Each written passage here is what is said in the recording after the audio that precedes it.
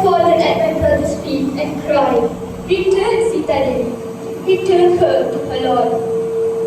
And his madness before it consumed us all. But Ravana would not listen, and now he has banished me, his own blood, cast out like a stranger from the very kingdom where I was born. But how can I remain where Adharma goes? How can I stand beside one who has stolen another man's wife, who mocks righteousness and laughs at the gods? No, I cannot. Even if this costs me everything, I will seek the shelter of Lord Rama.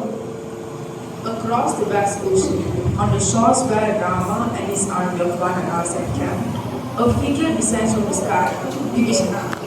Unarmed, alone, his royal insignia left behind, lands before the greatest army of Dharma. But not all eyes see a seeker, some see only an enemy. My Lord Rama, stand guard. A demon approaches from the direction of Lanka. He bears the mark of Ravana's king. I know that face. It is Vibhishana, brother of the very demon who stole our queen Sita. Brother, we must exercise great caution. Ravana is cunning beyond measure.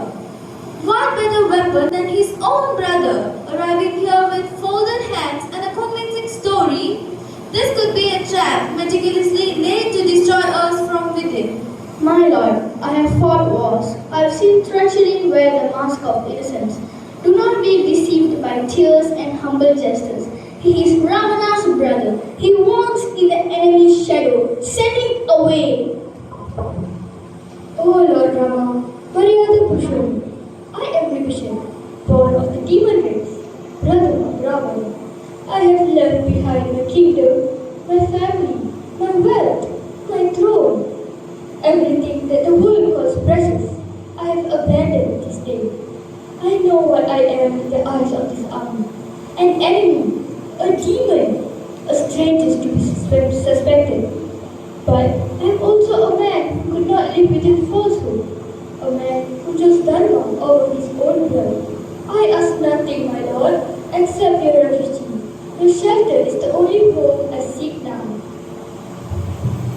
My lord, I urge you, think carefully. We are at war. This man carries information about our plan, our numbers, our formations. If he's not loyal, if even a fraction of what he says is performance, the price will be catastrophic. Brother, I agree. War demands strategy above sentiment.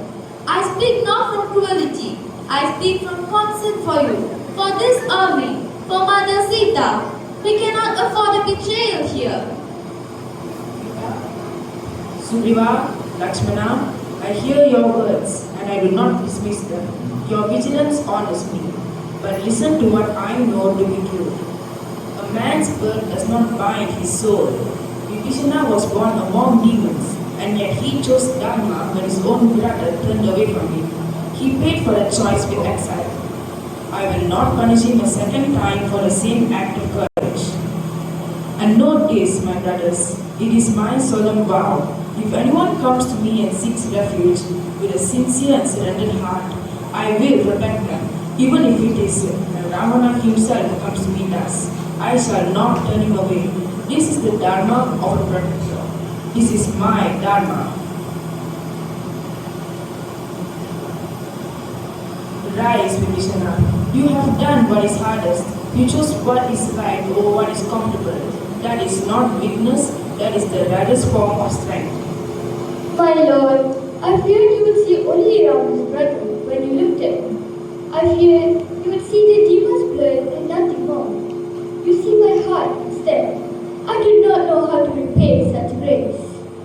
You repay it by remaining who you are, Vibhishana, a man of truth. From this moment, you are under my protection. No harm shall come to you.